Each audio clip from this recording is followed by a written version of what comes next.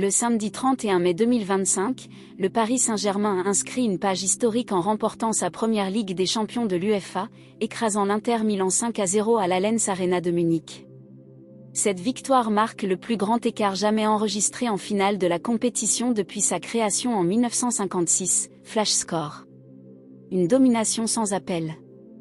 Dès les premières minutes, le PSG a imposé son rythme. Achraf Hakimi a ouvert le score à la 12e minute, suivi par Désiré Doué qui a inscrit un doublé aux 20e et 63e minutes. Kvichak Kvaratskhelia a ajouté un 4e but à la 74e minute, et le jeune Seny Mayulu a scellé le score à la 86e minute, marquant son premier but en Ligue des Champions. Désiré Doué, homme du match. À seulement 19 ans, Désiré Doué a été élu homme du match grâce à ses 2 buts et une passe décisive. Il devient ainsi le plus jeune joueur à réaliser une telle performance en finale de Ligue des Champions, rejoignant des légendes comme Patrick Kluivert, Toke Sport. Une équipe jeune et ambitieuse. Sous la direction de Luis Enrique, le PSG a misé sur la jeunesse et la cohésion d'équipe. Malgré le départ de stars comme Kylian Mbappé, le club a su construire un collectif solide, soutenu par des investissements stratégiques, notamment du Qatar, des Welt. Célébrations et incidents. La victoire a déclenché des scènes de liesse à Paris, où des milliers de supporters ont envahi les rues.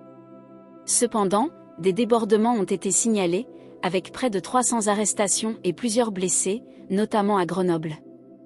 Le ministre de l'Intérieur a condamné ces violences, qualifiant les fauteurs de troubles de barbares, The Economic Times.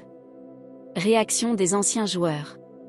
Kylian Mbappé, désormais au Real Madrid, a félicité son ancien club sur les réseaux sociaux, saluant la performance et le style de jeu du PSG. Neymar, actuellement au Santos FC, a également exprimé sa joie en partageant une image de l'équipe levant le trophée, Diario AS. Une saison historique.